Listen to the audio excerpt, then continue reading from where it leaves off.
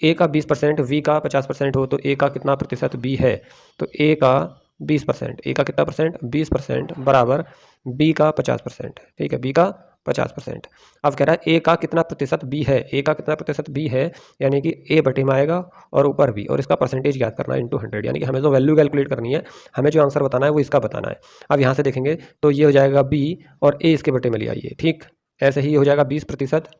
बटे में चला जाएगा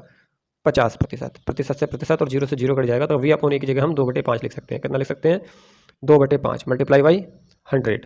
5 से 100 को काटेंगे 20 बार, 20 की और 2 की मल्टीप्लाई करेंगे कितना आ जाएगा 40। इस तरीके से इसकी जो वैल्यू आएगी वो आएगी 40%। कितनी आने वाली है